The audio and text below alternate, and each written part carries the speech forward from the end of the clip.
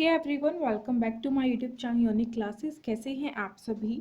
तो जैसा कि हम अपना होम साइंस का क्या कर रहे थे, चैप्टर नंबर अपना 10 जो है वो हम कर रहे थे। तो उसकी पार्ट नंबर जो 1 है आपका, वो मैं करा चुकी हूँ, जिसमें मैंने आपको बहुत कुछ बताया है इस चैप्टर से रिलेट करके। काफ़ी इंट्रोडक्शन था इसका, एंड डिज़ाइन क्या होता है, कलर्स के बारे में हमने पढ़ा था। तो इस वीडियो में यानी कि ये आपका पार्ट नंबर क्या है, ये आपका पार्ट नंबर 2 है। ध्यान से सुनिएगा। जिन बच्चों ने पार्ट नंबर 1 नहीं देखा है, प्लीज़ उसे जाके देख लीजिए, वरना आपको चैप्टर जो है वो क्लियर नहीं होने वाला है। हाँ जी, तो आज हम बात करने वाले हैं, जैसा कि मैंने आपको कहा कि कलर्स के बारे में तो हम काफ़ी बात कर चुके हैं।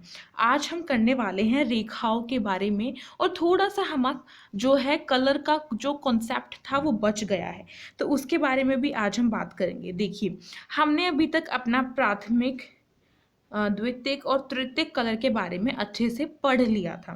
ठीक है, क्या होती हैं, किस तरीके से बनती हैं, एवरीथिंग हमने अपने पार्ट 1 में कंप्लीट कर लिया था। आज पार्ट 2 में हमें रेखाओं के बारे में और थोड़ा सा, बिल्कुल बिल्कुल थोड़ा सा कलर के बारे में पढ़ना है। तो फटाफट से स्टार्ट करते हैं। जैसा कि मैंने आपको पार्ट 1 में ये वाला आपको डायग्राम दिखाया था, है ना, ये डायग्राम मैंने आपको दिखाया था। तो ये हमारा प्राथमिक, द्वितीयक और तृतीयक कलर से मिलके बनता था, और हम इसमें आसानी से पहचान सकते हैं कि कौन से कलर्स हैं और ये किस रंग की श्रेणी में आती हैं। ठीक है, ऐसे ही यहाँ पे आपको ये डायग्राम दिया हुआ है, इसको हम रंग चक्र बोलते हैं। ध्यान से याद रखिएगा, इसको हम क्या बोलते हैं, रंग चक्र बोलते हैं। यहाँ पे आपको ये सर्कल दिख रहा है, मीन्स ये चक्र है। जैसा हमारा तिरंगे में, हमारे इंडिया के फ्लैग में होता है चक्र, ऐसा सा ही आपको यहाँ पे चक्र दिख रहा है। बस डिफरेंस इतना है कि वहाँ पे आपको 24 जो डंडे हैं ऐसे ऐसे करके दिखाई देते हैं, यहाँ पे थोड़े से कम है। यहाँ पे क्या है, यहाँ पे आपको प्राथमिक रंग, द्वितीयक रंग और तृतीयक रंग के बारे में अच्छे से बताया हुआ है। जैसे कि हमारा जो रेड कलर है वो प्राथमिक रंग की श्रेणी में आता है, और हमारा जो द्वितीयक रंग है, द्वितीयक जो श्रेणी है हमारी, उसमें कौन से कलर आएंगे बताइए जल्दी से, फटाफट से। उसमें कौन से कलर आएंगे बताइए। उसमें हमारे आएंगे ग्रीन, ठीक है, ग्रीन आएगा हमारा, और हमारा आएगा कौन सा, वॉयलेट आएगा, यानी कि जिसको हल्का हल्का सा ब्लू पर्पल मिक्स होता है ना वो। और हमारा कौन सा आएगा, ऑरेंज आएगा हमारा। और बताइए, और बस कंप्लीट हो गया। उसके बाद हमारा तृतीयक कलर था, जिसमें एक प्राथमिक रंग हो, एक द्वितीयक रंग हो, दोनों को सामान्य मात्रा में मिलाया गया हो, जिससे क्या बनेगा, हमारा तृतीयक रंग बनेगा। जैसे कि ब्लू ग्रीन, या फिर आपका हो जाएगा ब्लू वॉयलेट, या फिर आपका रेड वॉयलेट, इस तरीके से। ठीक है, तो यहाँ से ये बात आपकी बिल्कुल क्लियर है। अब इसके बाद हमें पढ़ने हैं अपने उदासीन रंग। बेसिकली आपको सबसे पहले ये छोटा सा स्केल दिख रहा होगा, ये क्या है इसके बारे में चर्चा करेंगे। उसके बाद आपको ये पैंटोन कलर चार्ट और पैंटोन शेड कार्ड्स आपको यहाँ पे दिख रहे होंगे, इसके बारे में भी हम बात करने वाले हैं आज इस वीडियो में। तो सबसे पहले बात करना चाहूँगी आपके उदासीन जो रंग हैं उनके बारे में। तो हमारे उदासीन रंग कौन से होते हैं, ये बिना रंग के रंग कहलाते हैं। ठीक है, उदासीन रंग यानी कि सैडनेस के कलर्स जो हमारे होते हैं। तो सैडनेस के कलर हमारे कौन से होते हैं, हम सभी को पता है, जैसा कि आप सभी ने देखा होगा, थोड़ा सा जो उदासीन कलर है उसको सफ़ेद माना जाता है, यानी कि वाइट, वाइट को हम उदासीन रंग बोलते हैं। बाय द वे किसी किसी का फेवरेट भी होता है वाइट कलर, बट काफ़ी बार इसको उदासीन ही माना जाता है। ठीक है, ये उदासीन कलर है। आपका काला भी जो उदासीन कलर है, आपका ग्रे भी उदासीन कलर होता है, रजत भी होता है। ठीक है, इस तरीके से ये आपके उदासीन कलर के क्या हैं, एग्जाम्पल्स हैं। अब उसके बाद हमें पढ़ना है ग्रे पैमाना। ग्रे पैमाना यानी कि धूसर। ठीक है, ग्रे पैमाना यानी कि धूसर। तो इसके बारे में पढ़ेंगे कि आखिरकार ये जो स्केल हमने देखा, ये आखिरकार है क्या। ठीक है, इसके बारे में पढ़ते हैं। तो देखिए, जो हमारा ग्रे पैमाना होता है वो किसी भी रंग के तुल्य मान का अनुमान लगाने में सहायता करता है। इसमें 11 शेड्स होती हैं, यानी कि इसमें हमारे 11 शेड्स नहीं, ग्रेड हैं, 11 ग्रेड होते हैं, 0 से 10 तक के होते हैं। ठीक है, उसके बाद है काले रंग का मान क्या है हमारा, 0 है। याद रखिएगा, इस स्केल में काले रंग का मान क्या होता है, 0 होता है। और आपका जो सफ़ेद रंग है उसका मान क्या होता है, उसका मान आपका हो जाता है 10। ठीक है, यहाँ से बात क्लियर हो जाती है। उसके बाद है मध्यम मान जो है धूसर यानी कि ग्रे, वो हमारा 5 होता है, ये वाला मध्यम मीडियम वाला, ना तो यहाँ से ना यहाँ से, बिल्कुल मीडियम है ना ये यहाँ से। ये वाला जो हमारा मान है ये क्या है, ग्रे है। और यह है किसी भी रंग यानी कि ह्यू, जो हमने ह्यू के बारे में पढ़ा था कि आभा और जो रंगत है उसको दर्शाता है। तो आभा के बारे में भी हम पढ़ चुके हैं, ह्यू के बारे में भी, और रंगत के बारे में भी हम पढ़ चुके हैं। ठीक है, तो ये सारी ही चीज़ें अगर आपने नहीं पढ़ी हैं तो पहले दोबारा से रिक्वेस्ट करूँगी कि आप एक बार जाके जो हमारा पार्ट 1 है इस वीडियो इस चैप्टर का, वो जाके पहले चेक कर लीजिए, उसी के बाद आपको आगे क्लियर होगा। अब बात करते हैं हम रंग को किस तरीके से पहचान सकते हैं। रंग को किस तरीके से पहचाने, उसके क्या क्या तरीके होते हैं। तो सबसे पहला है हमारा रंग के विभिन्न मान और तीव्रताओं के हिसाब से। अब रंग के काफ़ी सारे अलग अलग मान होते हैं, उनकी तीव्रता होती है, उनके हिसाब से हम पहचान सकते हैं। अब आप सभी कहेंगे मैम ये क्या होता है, तो इसके बारे में बताती हूँ। जैसे कि आप सभी ने रेड कलर देखा है, किसी किसी का रेड कलर जो है काफ़ी फेवरेट होता है, बट रेड कलर में भी बहुत सारे रेड होते हैं ना, बहुत सारी रेड की शेड्स होती हैं। यही तो नहीं है कि हम एक ही रेड कलर देखते हैं, कोई टमाटर यानी कि टमाटो जैसा रेड होता है, कोई आपका कैसा होता है जो हमारा जो ब्लड है उसके जैसा रेड होता है, कोई हमारा गाजर के जैसा यानी कि कैरेट के जैसा रेड कलर होता है, कोई हमारा महरूम टाइप सा रेड होता है ना।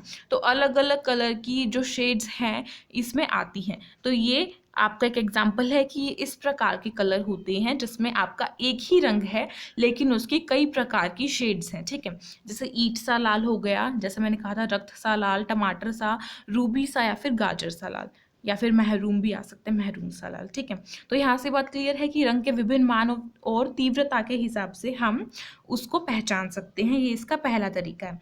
फिर दूसरा तरीका क्या कहता है, दूसरा है हमारे पास रंगों के प्राकृतिक स्रोत के हिसाब से। अब जो रंग हैं उनके प्राकृतिक स्रोत के हिसाब से, जैसे कि प्रकृति में कौन आते हैं भाई, प्रकृति में हमारे फ्लावर्स आते हैं यानी कि फूल पौधे, और हमारे काफ़ी सारी जो जीव जंतु हैं, पक्षी हैं, और हमारे जो पानी है, ये सभी क्या है, खनिज है, धातु हैं, ये सभी एक तरीके से प्राकृति है, प्राकृतिक है ये सभी चीज़ें। तो जो प्राकृतिक है, प्राकृतिक स्रोतों के हिसाब से भी हम रंगों को पहचान सकते हैं।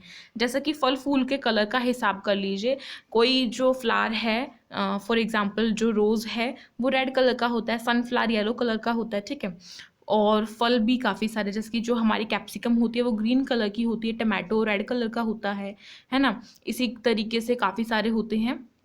और खाद्य पदार्थ हो गए जो खाने पीने की चीज़ें हैं, साथ ही साथ पशु पक्षी काफ़ी सारी हमने देखी है। जो हमारी गाय होती हैं, किसी का कलर ब्लैक होता है, किसी का वाइट होता है, किसी का ब्राउन होता है, किसी का ब्लैक एंड वाइट होता है ना। तो ये सारे ही तो हमारे कलर हैं, हमारे इर्द गिर्द क्या है, कलर्स ही तो हैं। इसीलिए ये हमारा प्राकृतिक स्रोत जो है उसके हिसाब से हम इसे पहचान सकते हैं। एंड देन आपका लास्ट क्या आता है, पैंटोन शेड कार्ड। जैसा कि आप सभी को इसको जानने की काफ़ी कहते हैं ना जिज्ञासा उठ रही होगी जब आपने इसका फिगर देखा होगा। जिन बच्चों को नहीं पता है उनको तो खासकर कि पैंटोन शेड कार्ड आखिर क्या होता क्या है। तो ये क्या होता है, देखिए ये होता है पैंटोन शेड कार्ड जो है, इसमें आभा और रंगत को विभिन्न तीव्रताओं के साथ प्रदर्शित किया जाता है। प्रत्येक को एक कोड संख्या दी जाती है जिनसे अंतर्राष्ट्रीय स्तर पर स्वीकार किया गया है। अब यहाँ से हमें ये बात क्लियर होती है कि पैंटोन शेड कार्ड जो है वो काफ़ी सारे कलर्स के अलग अलग शेड्स होते हैं। जैसे कि आपको यहाँ पे दिख रहा है, येलो के कितने सारे शेड्स हैं, ऑरेंज के भी कितने सारे हैं, पिंक के भी कितने सारे हैं, ब्लू के भी हैं, ग्रीन के भी हैं, है ना। तो ये आपका पैंटोन शेड कार्ड है और ये आपका चार्ट है। तो इन दोनों में ही क्या होता है, इनमें आपको जो कलर है, यानी कि मान लीजिए रेड कलर है, सपोज कीजिए रेड कलर है, जैसे कि मैंने आपको कहा रेड में भी अलग अलग तरीके के शेड्स होते हैं। तो अगर हमें टमाटो जैसा रेड कलर चाहिए, अगर आप किसी शोरूम पे जाके बोलते हैं कि हमें एक सूट सिलने के लिए या फिर एक ड्रेस बनाने के लिए, फ्रॉक बनाने के लिए हमें कपड़ा चाहिए रेड कलर का, वो भी टमाटो जैसे रेड कलर का, तो वो जो आपका शॉपकीपर होगा वो ये डिसाइड नहीं कर सकता है कि कौन सा आपको चाहिए। लेकिन अगर आपको उस शेड का कोड नंबर याद हो, कोड नंबर अगर आपको याद है, आपने इंटरनेट से निकाल के जैसे भी करके आपने उनको बताया है, तो वो फटाफट से निकाल के दे देंगे अगर उनकी दुकान में वो अवेलेबल है तो, है ना। उसमें एक कोड नंबर होता है, ठीक है। जैसा कि मैंने आपको कहा रेड कलर में टमाटो जैसा रेड कलर चाहिए, तो आप बोलेंगे और आप कोड बोलेंगे तो फटाफट से निकाल के दे देगा। तो ये जो कोड्स हैं, ये रेड कलर है, इसकी जो शेड्स हैं काफ़ी सारी, इनके जो कोड्स हैं वो हमारे अंतर्राष्ट्रीय स्तर पर डिसाइड किए गए हैं और इनको स्वीकृति जो है वो दी गई है। ये बात आपको ध्यान रखनी है खास तौर पर। तो इसी को हम बोलते हैं पैंटोन शेड कार्ड, जिसमें एक रंग के काफ़ी सारे जो शेड्स हैं वो होते हैं और उनकी हमें क्या दी जाती है, कोड नंबर दिया जाता है। यहाँ पे इस डायग्राम में इतना क्लियर नहीं है कि मैं आपको कोड नंबर दिखाऊं, बट आप इंटरनेट से चेक कर सकते हैं, आपको कोड नंबर मिल जाएगा। आप अगर रेड कलर का निकालते हैं या पिंक का निकालते हैं, ब्लू का निकालते हैं, तो उसकी काफ़ी सारी शेड्स होंगी, तो आपको कोड नंबर भी किसी ना किसी पिक्चर में आपको देखने को मिलेगा, ठीक है। अब हम बात करेंगे, इतना तो हमने कर लिया, इसके बाद हमारा क्या आता है,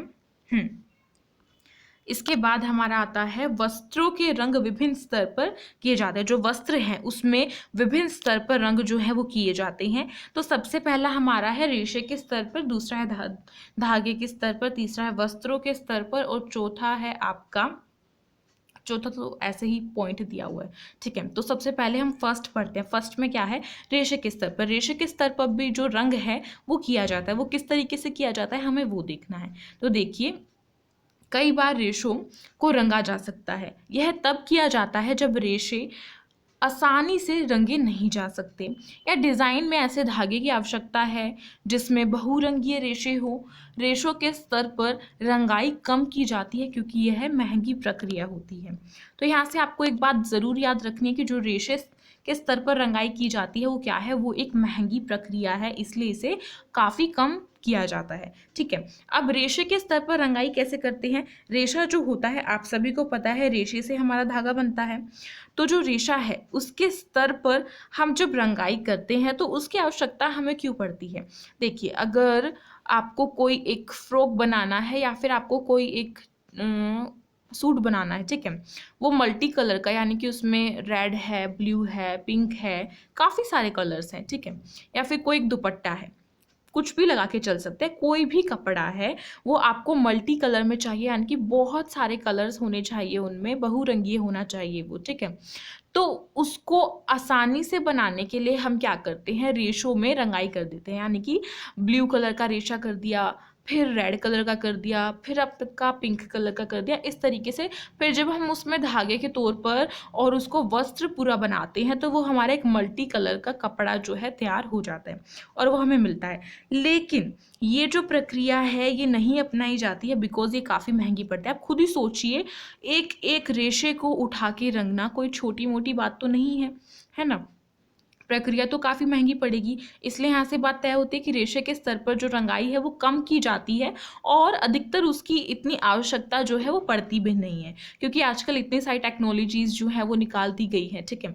उसके बाद आपका आता है धागे के स्तर पर। तो धागे के स्तर पर देखिए, कई बार धागों को रंगा जाता है जिसमें बहुअवधि डिज़ाइन की रचना करने में मदद मिलती है, जैसे बुनी हुई धारीदार पट्टियाँ, जो चौकदार कपड़ा होता है, या फिर जो पट्टू जरी या जैकार्ड होता है ना, इन सभी चीज़ों के लिए जो धागे की बंधाई और रंगाई की जाती है, जो धागा है उसके स्तर पर रंगाई की जाती है, ये भी डिज़ाइन पाने के लिए की जाती है। कोई ऐसे पागलपंती में तो नहीं करेगा क्योंकि आजकल डिज़ाइंस का बहुत ज़्यादा तौर चला हुआ है, सभी को डिज़ाइंस वाले कपड़े पहनने पसंद है ना।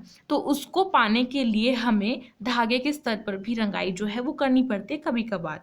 तो इन्होंने बताया, इसका एग्जाम्पल दे दिए, जैसे कि हमें क्या क्या चाहिए कपड़े के अंदर, वो उसके लिए हमें धागे के स्तर पर रंगाई करनी पड़ती है, डिज़ाइंस की आवश्यकता पड़ती है। उसके बाद इन्होंने कहा तो सुंदर इकत पैटर्न तैयार करने के लिए, अब बहुत सारे अलग अलग तरह के पैटर्न होते हैं, उन सभी को तैयार करने के लिए भी हमें धागे के स्तर पर जो रंगाई है वो करनी आवश्यक पड़ जाती है कभी कभार। लेकिन इन्होंने यहाँ पे ये नहीं बताया कि जो धागे के स्तर पर अगर हम रंगाई करते हैं तो महंगी पड़ती है या वो सस्ती पड़ती है, ठीक है। लेकिन जहाँ पे आपको दिखेगा वो आपको याद रखना है।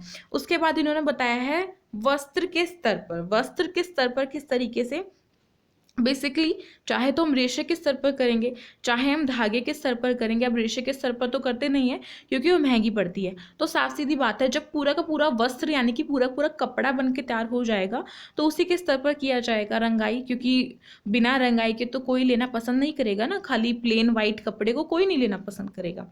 इसीलिए काफ़ी सारे कलर्स जो हैं लोगों को पसंद आने चाहिए, उसी के उसमें हम करते हैं। तो इसमें तैयार वस्त्र को एक रंग में या बंधाई और रंगाई या बाटिका प्रक्रिया द्वारा रंगा जाता है। अब काफ़ी बार आपने देखा होगा, कभी कभार मार्केट में कुछ ऐसी शॉप्स होती हैं जो कलर करती हैं दुपट्टे पे। कैसे करती हैं? वो दुपट्टा लेती हैं, उनको पूरा ऐसे राउंड राउंड करके उसमें कुछ रस्सी या धागा जो है मोटा सा वो बांध देती हैं, ताकि एक कपड़ा जो है वो एक जगह इकट्ठा हो जाए। फिर पक्का जो रंग होता है, यानी कि जो हटने वाला रंग नहीं है, पक्का रंग होता है, उसमें उस उबलते हुए पानी में उसको डीप करती हैं, भिगोए रखते हैं और फिर निकाल के दे देते हैं। तो अलग अलग कलर्स हमारे दुपट्टे में आ जाते हैं और जो हमारा पुराना दुपट्टा होता है वो नया बन जाता है ना। ये प्रक्रिया होती है। तो आपने अपने तौर पर इसे देख रखा है। इनफैक्ट अगर मैं बताऊं तो जब मैंने इस चैप्टर को बहुत पहले पढ़ा था तो मैंने भी यही किया था। मैंने जो ऊन होते हैं उसको कलर करके देखा था, बट मेरे पास पक्का कलर नहीं था इसलिए नहीं हो पाया। लेकिन उनके पास पक्का कलर होता है और वो गर्म पानी में डुबो के कर देते हैं, तो उससे हमें अलग अलग कलर के एक दुपट्टे में रंग जो है वो मिल जाते हैं। तो ये अब आपकी रंगाई की प्रक्रिया होती है वस्त्र के तौर पर। आई थिंक आपको इस एग्जाम्पल से समझ में आ गया होगा। यह सबसे अधिक प्रचलित विधि है और साथ ही साथ इन्होंने बता दिया कि सबसे अधिक प्रचलित विधि है, यानी कि इसी से ज़्यादातर जो रंगाई प्रक्रिया है वो की जाती है। तो किसमें की जाती है? वस्त्र के स्तर पर जो रंगाई है वो सबसे अधिक की जाती है, यानी कि ये काफ़ी फेमस विधि है एक तरीके से। और आपका जो रेशे के स्तर पर है वो काफ़ी महंगी पड़ती है, ये बात याद रखनी है। उसके बाद फिर इन्होंने बताया है वस्त्र के स्तर पर भी रंगाई चित्रकारी या छपाई, कशीदाकारी या पैच अथवा गोटा पट्टी द्वारा की जा सकती है। वस्त्र के आधार पर भी काफ़ी जो रंगाई है उसके साथ साथ, जैसा कि मैंने आपको कहा कि दुपट्टे को मल्टी कलर कर दिया, वाइट दुपट्टे को, ठीक है। ऐसे ही काफ़ी सारे डिज़ाइंस भी बनाए जा सकते हैं। कुछ ना कुछ अपना दिमाग लगा के तो बना सकते हैं ना, जो करते हैं उनके पास तो काफ़ी सारे अलग अलग वो होते हैं ना डिज़ाइंस, तो वो करते हैं। या फिर छपाई भी की जा सकती है, पैच लगाए जा सकते हैं, जो अच्छे अच्छे सुंदर सुंदर पैच होते हैं उनको लगा देंगे कपड़े में, तो कपड़ा जो है वो दोबारा से खिल उठेगा, है ना। तो ये सभी करने के लिए हम रंगाई का बेहद इस्तेमाल करते हैं। जो पुराना कपड़ा है या पुरानी कोई साड़ी है उसको अगर हम ड्राई क्लीन करके उसको अगर हम कलर कराते हैं तो वो न्यू बन जाएगी, उसमें वही दोबारा से चमक आ जाएगी। बस फ़र्क ये होना चाहिए कि वो जो कपड़ा है वो फटा हुआ नहीं होना चाहिए, किसी भी तरीके से वो ख़राब नहीं होना चाहिए। तो यहाँ से आपका ये यूज़फुल हो जाता है। अब यहाँ से बात क्लियर होती है। उसके बाद आपका है रंग योजना या रंग सुमेल।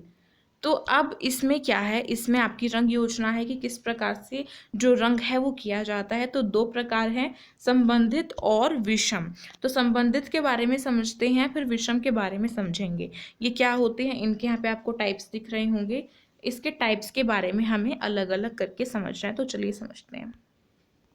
चलिए, तो अब हमें देखना है सबसे पहले क्या, अपना संबंधित रंग योजना। तो काफ़ी आसान है। क्या है, जो योजनाएं क्या हैं, जो रंग चक्र के बहुत नज़दीक होते हैं।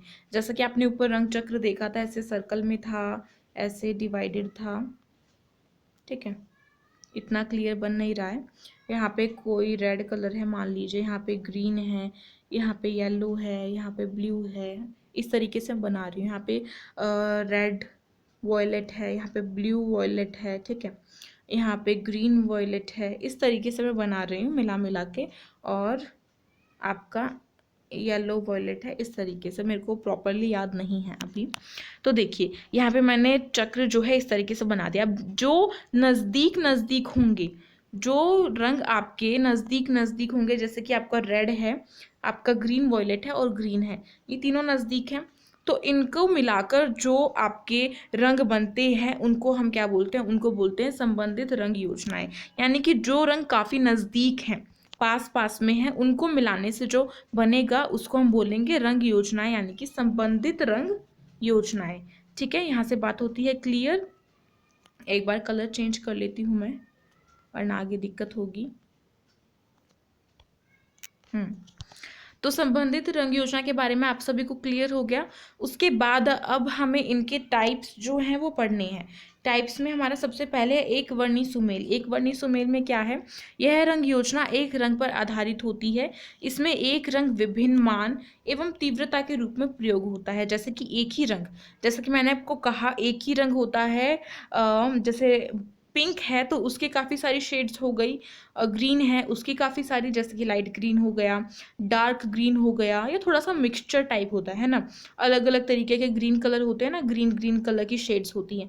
तो इसमें एक वर्णी सुमेल यानी कि इसमें जब शब्द ही एक आ गया, यानी कि इसमें केवल एक रंग का प्रयोग किया जाएगा, लेकिन उनकी मान एवं तीव्रता यानी कि मान जो मैंने आपको बताया, उनकी शेड्स जो हैं, आभा और जो रंगत है वो उनकी अलग अलग हो सकती है।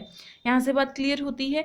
फॉर एग्जाम्पल आपका लाल है, गुलाबी है, महरून है तो ये लाल का ही अलग अलग शेड्स, लेकिन एक रंग है, एक ही रंग का प्रयोग होगा, तो इसको हम कहेंगे एक वर्णी सुमेल। तो एक वर्णी सुमेल से आई होप आप समझ चुके होंगे कि इसमें होता क्या है। फिर उसके बाद है अवर्णी सुमेल। अवर्णी सुमेल क्या है, इस रंग योजना में केवल उदासीन रंगों का प्रयोग किया जाता है। जैसा कि उदासीन रंग मैंने आपको बताया था, सफ़ेद, काला, ग्रे, धूसर और रजत, है ना, ये सभी होते हैं। यहाँ पे एग्जाम्पल आपको सफ़ेद काला दिया है। तो केवल इनमें कौन से रंग उपयोग में लाए जाएंगे, उदासीन रंग, याद रखिएगा, उदासीन रंग इनमें प्रयोग किए जाएंगे, इसको बोलते हैं हम अवर्णी सुमेल। उसके बाद आपका है विशिष्टतापूर्ण उदासीन सुमेल। विशिष्टतापूर्ण उदासीन सुमेल क्या होते हैं, इस रंग योजना में एक उदासीन रंग व एक अन्य रंग का प्रयोग किया जाता है। यानी कि एक तो आपका उदासीन रंग रहेगा, चाहे वो ग्रे हो, काला हो, सफ़ेद हो, धूसर हो, रजत हो, कोई भी हो, उसके साथ कोई अन्य रंग, जैसे कि हरा मिला दीजिए, वाइट, वाइट तो है ही खुद उदासीन, रेड मिला दीजिए, पिंक मिला दीजिए और ब्लू भी मिला सकते हैं ना। ये सभी जब मिलते हैं, यानी कि एक आपका उदासीन और एक आपका कोई अन्य रंग, उनको मिलाने से, साथ में उनको प्रयोग करने से जो बनता है उसको हम बोलते हैं विशिष्टतापूर्ण उदासीन सुमेल। फॉर एग्जाम्पल सफ़ेद, लाल, काला और पीला आदि। ठीक है। उसके बाद आपका अनुरूप सुमेल है। अनुरूप सुमेल क्या है, ये होता है आपका, इस रंग योजना में वर्ण चक्र के समीप के 2 या 3 रंगों का प्रयोग किया जाता है।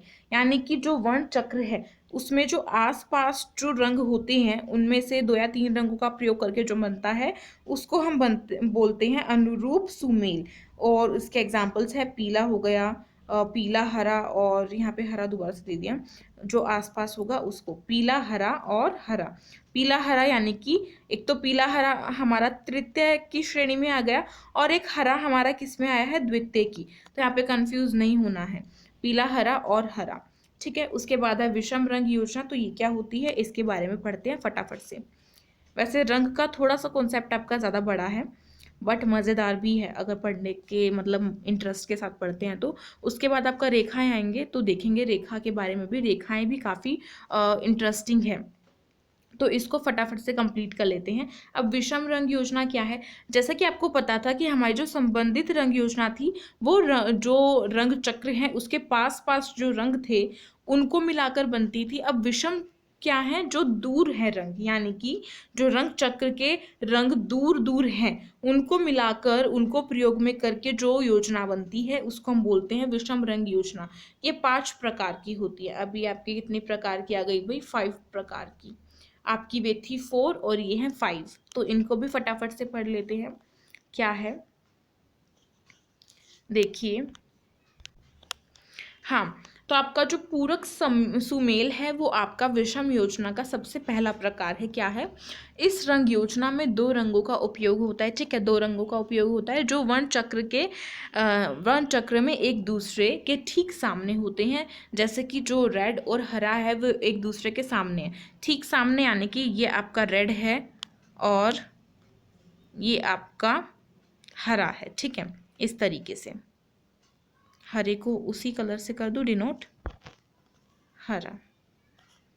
तो ये ठीक क्या है, ये ठीक आपके सामने सामने है, तो ये क्या हो गए, हमारे पूरक सुमेल हो गए। ठीक है, फॉर एग्जाम्पल लाल हरा या फिर नीला नारंगी। ठीक है, उसके बाद अब हमें पढ़ना है अपना दूसरा दोहरा पूरक सुमेल। ये क्या होता है, इस रंग योजना में 2 पूरक युगल होते हैं। ठीक है, इसमें भी 2 होते हैं जो सामान्यतः वर्ण चक्र में एक दूसरे के पड़ोसी होते हैं। अब ये भी एक दूसरे के पड़ोसी होते हैं और ये दो पूरक युगल होते हैं।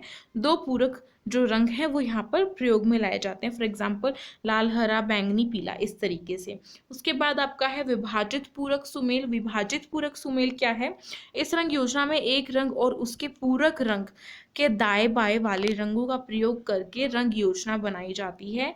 इसमें क्या होता है, इसमें एक रंग लिया जाता है, साथ ही साथ उसके जो पूरक रंग होते हैं उसके दाएं बाएं का, यानी कि लेफ्ट राइट का लेकर रंगों को जो बनता है उसको हम बोलते हैं विभाजित पूरक सुमेल। फॉर एग्जाम्पल आपका लाल, नीला, हरा, पीला, हरा, ठीक है, इस तरीके से।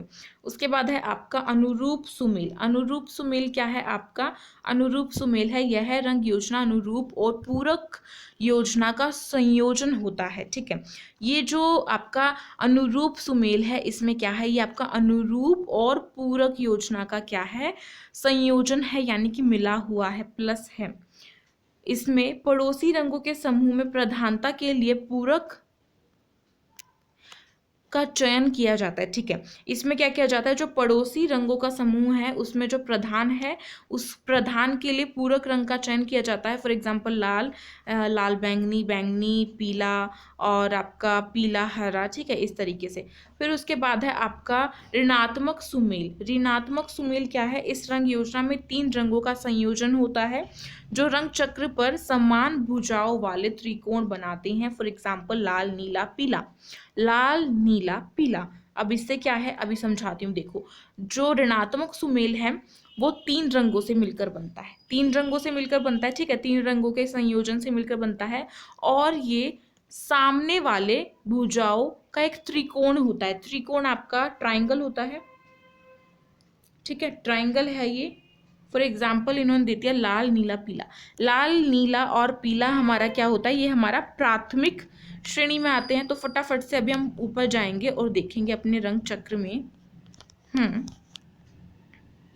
आ गए हम अपने रंग चक्र के पास, छोटा और कर दूं। तो यहाँ से आपका ये जो लाल है, हरा है, और आपका लाल है, पीला है, और आपका नीला है, ठीक है। लाल, पीला, नीला जो है आपका, ये एक ट्राइंगल बना रहे हैं, यानी कि एक त्रिकोण बना रहे हैं, और ये तीन रंगों का संयोजन है। तो ये क्या कर रहे हैं, अगर इन तीनों को मिलाया जाता है तो ये हमारा बनता है ऋणात्मक सुमेल। अब यहाँ से ये बात क्लियर है। और दूसरा है आपका नारंगी, बैंगनी और हरा। नारंगी, बैंगनी और हरा, ये भी एक ट्राइंगल बना रहे हैं, ठीक है। तो यहाँ से आई थिंक आपको क्लियर हो गया होगा। अब फटाफट से अपने उसी वाले पेज पे आ जाते हैं। उसके बाद इन्होंने बताया है बुनावट देखने और छूने की एक संवेदी अनुभव है, अनुभूति है, जो वस्त्र की स्पर्शी तथा दृश्य गुणवत्ता को बताती है। अब बुनावट के बारे में हमें पढ़ना है, साफ सीधा मतलब ये है। तो बुनावट को निम्न तरीकों से समझाया जा सकता है। सबसे पहले हमें बुनावट के बारे में समझना होगा कि इनको किन किन तरीकों से हम समझा सकते हैं और ये कैसी होती है। तो देखते हैं क्या है, वह कैसा दिखाई देता है। अब कपड़ा जो है वह कैसा दिखाई देता है, ये भी हम बुनावट का एक तरीका ही है, इससे हम समझ सकते हैं। जैसे कि काफ़ी सारे कपड़े जो है वो काफ़ी चमकीले, चमकदार होते हैं, और काफ़ी सारे कपड़ों का कलर जो है वो मंद होता है, यानी कि डल होता है। काफ़ी सारे आपके पारदर्शक होते हैं, पारदर्शी होते हैं, फॉर एग्जांपल ट्रांसपेरेंट होते हैं। काफ़ी सारे आपके ट्रांसपेरेंट नहीं होते हैं, काफ़ी सारे चिकने भी होते हैं, छूने में काफ़ी सॉफ्ट से लगते हैं, है ना, चिकने होते हैं। जैसे कि कोई जो हमारा दुपट्टा है वो चिकना है तो वो आसानी से हम उसे ओढ़ते हैं तो वैसे नीचे सरक जाता है, तो उसको चिकना बोलते हैं। तो इससे हम इसको देखकर, छूकर पहचान सकते हैं। तो ये कैसा दिखाई देता है, पहला तरीका ये हो गया। दूसरा क्या है आपका, उसकी प्रकृति कैसी है। प्रकृति कैसी यानी कि वो कैसा है, यानी कि वो ढीला है, लटका हुआ है, कड़ा हुआ है, बाहर निकला हुआ है, चिपकने वाला है। फॉर एग्जाम्पल काफ़ी सारे कपड़े ऐसे होते हैं जो चिपकने वाले होते हैं, ठीक है। और लहराता हुआ है, ठीक है। तो ये सारे आपके इसके एग्जाम्पल्स हो गए, आई थिंक आपको समझ में आ गया होगा। उसके बाद आपका छूने पर कैसा लगता है। अब हमने प्रकृति देख ली, दिखाई कैसा दिखता है वो देख लिया, तो अब लास्ट है आपका छूने पर कैसा लगता है। छूने पर कैसा लगता है, काफ़ी सारे कपड़े नरम होते हैं, छूने से ही पता लगता है काफ़ी सॉफ्ट हैं। काफ़ी सारे ऐसे होते हैं कड़क होते हैं, जैसे जो हमारी बोरी का कपड़ा होता है वो काफ़ी कड़क होता है, जिसको हम जूट बोलते हैं। जो जूट है हमारा, जूट के काफ़ी सारे बैग्स आते हैं, काफ़ी सारा बड़ा सा एक थैला होता है, बहुत बड़ा होता है, जिसको कोई कोई बोरी बोलता है। तो वो क्या है, वो इतना कड़क लगता है छूने में। अगर आप एक बिल्कुल सॉफ्ट कपड़ा, बिल्कुल सिल्क का कपड़ा छू रहे हैं, और अगर आप एक जूट के कपड़े को छू रहे हैं, तो दोनों में कितना अंतर लगेगा। तो ये अंतर किस वजह से है, उसकी बुनावट की वजह से ही तो है। समतल है, यानी कि वो सरफेस उसका कैसा है, ऊबड़ खाबड़ है, उसकी सतह वाला हिस्सा कैसा है, कहीं वो खुरदुरा तो नहीं है ना, कहीं वो दानेदार तो नहीं है। दानेदार भी होते हैं, दानेदार जैसे कि आपके चिकन का कपड़ा चला था, बहुत फेमस हुआ था, उसमें हल्का हल्का सा ऐसे अंदर की तरफ दाने दाने से होते हैं, बिल्कुल बहुत पतले पतले से, वो दिखने में काफ़ी सुंदर लगता है। तो ये सारी चीज़ें हमें छूने से, देखने से, और प्रकृति उनकी कैसी है, सभी चीज़ें हमें किससे पता चलती है, किसके तरीके, बुनावट को पहचानने के तरीके हैं कि उनकी बुनावट कैसी की गई है। अब उसके बाद है वस्त्र की बुनावट का निर्धारण करने वाले कारक, इनके बारे में पढ़ेंगे, फिर उसके बाद आप अपना पार्ट 3 में पढ़िएगा, ठीक है, वरना वीडियो काफ़ी लॉन्ग जो है वो हो जाएगी। लास्ट है हमारा वस्त्र की बुनावट का निर्धारण करने वाले कारक। अब जो वस्त्र है उसकी बुनावट कैसी है, उसको निर्धारित करने वाले हमारे कुछ कारक हैं। तो इन कारकों के बारे में सबसे पहले बात करते हैं। सबसे पहले हमारा रेशा है। रेशा क्या है, रेशे के प्रकार। अब रेशे के दो प्रकार होते हैं, प्राकृतिक रेशा होता है और मानव निर्मित रेशा होता है, ठीक है। प्राकृतिक रेशा जो प्रकृति से मिला है, और मानव निर्मित जो मानव बनाता है। अब उसकी लंबाई कैसी है, उसकी उत्कृष्टता कैसी है, ठीक है, ये सभी जो गुण हैं ये हमें देखने होते हैं। तो ये उसका एक कारक हो गया, यानी कि रेशा उसका पहला कारक है। उसका दूसरा कारक क्या है, धागे का संसाधन और धागे का प्रकार। धागे का संसाधन और धागे का प्रकार, यानी कि संसाधन की विधि किस तरीके से बनाया गया है, संसाधन के समय समावेशित घुमाव, धागे की उत्कृष्टता और धागे का प्रकार। तो ये आपका दूसरा कारक है। फिर तीसरा आपका कारक है वस्त्र निर्माण तकनीक, यानी कि बुनावट, बुनने का प्रकार और उसकी सघनता, किस तरीके से वो बना है कपड़ा, किस तरीके से बुना गया। तो बुनाई और नमदा बनाना, गूंथना, लैस या फिर जालीदार बनाना, गूंथ कर के भी तो हम बनाते हैं ना। हम, आप जूट ले लीजिए, अगर आप जूट का कोई भी एक बैग लेते हैं, उससे काफ़ी अच्छी अच्छी चीज़ें बनती हैं, घर को डेकोरेट करने के काफ़ी अच्छे अच्छे आइटम्स जो हैं वो बनते हैं, है ना। तो उनको जब हम उसका बिल्कुल अलग अलग रेशा कर देते हैं, यानी कि इतना अलग तो नहीं कर सकते, मतलब एक अलग अलग धागे कर देते हैं, बिल्कुल सेपरेट कर देते हैं उनको, और फिर हम उसको जोड़कर जब बनाते हैं, गूंथ कर बनाते हैं, तो बहुत सुंदर सा कुछ भी बन जाता है। जैसे कि अगर आप बोतल के साथ बना रहे हैं, तो उसके ऊपर से आप सजाने के लिए बना सकते हैं गूंथ करके। तो यही इसी तरीके से हमारे वस्त्र में होता है। वस्त्र में भी गूंथना होता है, या फिर किसी की बुनाई करनी होती है, या फिर किसी में जाली या फिर लेस जो है वो बनानी होती है। तो यहाँ से क्लियर हो गया कि वस्त्र के जो निर्माण है उसकी तकनीक में बुनावट का कितना बड़ा रोल है। तो तीसरा कारक है। फिर चौथा कारक है आपका वस्त्र सज्जा।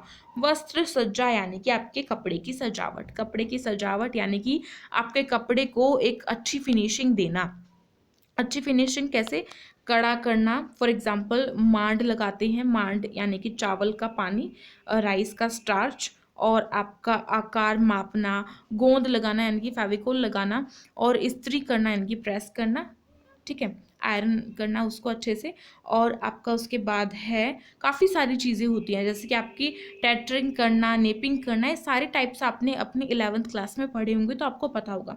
उसके बाद है आपका क्या है, नेक्स्ट वाला आपका है, लास्ट आपका आता है पृष्ठीय सजावट, यानी कि बाहरी तौर पर उसकी सजावट कैसी की गई है, यानी कि कैसे उसमें डिज़ाइन बनाए गए हैं। फॉर एग्जांपल गुच्छे से सजाना, काफ़ी सारे फ्लावर बना के सजाते हैं, कुछ ना कुछ अलग अलग तरीके से सजाते हैं, सिलकर कोई डिज़ाइन कर देना, ठीक है, कशीदाकारी करना या मखमली मुद्रण करना, ये सारे आपके डिज़ाइन होते हैं। जैसे जो कपड़ा है वो कितना सुंदर दिख रहा है, कितना आकर्षक दिख रहा है, यानी कि खरीदने वाला उसको फटाफट से खरीद ले, इस तरीके से उसको सजाना। तो ये सारे आपके कारक आ गए किसके, वस्त्र की बुनावट और निर्धारण करने वाले कारक थे। तो हमने पढ़ा। अब आई होप आपको ये सभी क्लियर हो गया होगा अच्छे से, और जहाँ तक आपने पढ़ा है उसको रिवाइज कर लीजिएगा। नेक्स्ट पार्ट यानी कि पार्ट नंबर 3 में मिलूंगी, जिसमें आपका आगे का चैप्टर कंप्लीट कराऊंगी। या फिर हो सकता है, अभी तो आपका काफ़ी लॉन्ग चैप्टर है, तो हो सकता है आपके 2 पार्ट और बने, यानी कि पार्ट 3 एंड 4। वो देखते हैं किसके अकॉर्डिंगली बनेगा। तो अगर वीडियो पसंद आई हो तो लाइक कर देना, क्योंकि बहुत मेहनत लगती है आधे घंटे तक बोलना कॉन्टीन्यूसली, इट्स वेरी इम्पॉसिबल। ठीक है, तो लाइक कर देना, शेयर कर देना अपने फ्रेंड्स में, अगर आपके कोई फ्रेंड्स हैं और उनके पास भी होम साइंस है तो। और साथ ही साथ आप क्या करेंगे, अगर न्यू है तो चैनल को सब्सक्राइब कर लेंगे, लाइक कर देंगे, शेयर कर देंगे, और कमेंट करके बताना बिल्कुल मत भूलना कि वीडियो कैसी बनी और अच्छी लगी, समझ में आया या नहीं, क्योंकि मेहनत तो मेरी बहुत ज़्यादा लगी है वीडियो बनाने में। तो मैं भी चाहती हूँ कि आपसे भी मुझे थोड़ा सा अप्रिशिएट करें और मेरे को भी थोड़ा सा मोटिवेट होने का मौका मिले, तो प्लीज़ कमेंट करके बताइएगा। साथ ही साथ एक और छोटा सा काम आपको करना है। अब वो छोटा सा काम क्या है आप सभी के लिए, आप हमारे टेलीग्राम ग्रुप को ज्वाइन कर लीजिए, यूनिक क्लासेस के नाम से है। ठीक है, यूनिक क्लासेस के नाम से है आपका, इसको फटाफट से जाके आप ज्वाइन कर लीजिए, लिंक आपको डिस्क्रिप्शन बॉक्स में मिल जाएगा। और अगर आप इस तरीके से यूनिक क्लासेस डाल के सर्च करते हैं तो भी आपको मिल जाएगा। फटाफट से उसे ज्वाइन कर लीजिए, ताकि काफ़ी सारी इन्फॉर्मेशन जो है वो आपको मिलती रहे। और हैप्पी रिपब्लिक डे, आज रिपब्लिक डे है, आप सभी का गणतंत्र दिवस है हमारे पूरे देश का, तो इसीलिए happy Republic Day to all of you, and thank you so much for watching this video. मिलते हैं इसके पार्ट नंबर 3 में। Okay, stay tuned, stay connected.